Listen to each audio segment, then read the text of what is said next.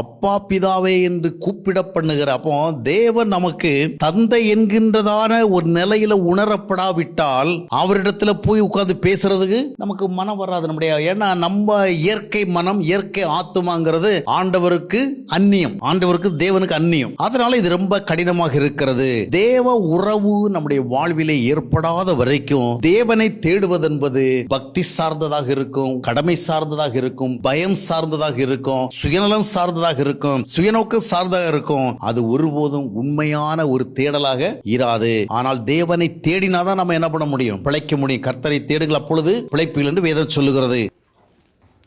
தேவனுடைய நாமம் மகிமைப்படுவதாக. போதகர் சாம்சன் பால் சொல்கிறது மாதிரி, ஒரு சாதாரண மனிதன், அதாவது மண்ணினால் படைக்கப்பட்ட மனிதன் கிறிஸ்துவை ஏற்றுக்கொண்டால் அவன் தேவாதி தேவனுக்கு பிள்ளையாக ஆக்கப்படுகிறான். அவன் இரத்தத்தினாலாவது மாம்ச சித்தத்தினாலாவது புருஷனுடைய சித்தத்தினாலாவது பரவாமல் தேவனாலே பரிசுத்தாவினாலே பிறந்தவரை, அதாவது கிறிஸ்துவை போல பிறந்தவர்களாக ஆக்கப்படுகிறார்கள். அதனால் அவர்கள் தன் சரீரமாகிய வீட்டிலேயே நிலைத்திருக்கக்கூடிய தகுதியை பெறுகிறார்கள். இதுதான் உண்மையான சத்தியம். சரியா? இந்த தகுதி யாருக்கு கிடைக்கிது அப்படின்னா, அப்பா பிதாவே அப்படின்னு அழைக்கக்கூடிய பிள்ளைகளுக்கு தான் கிடைக்கும்.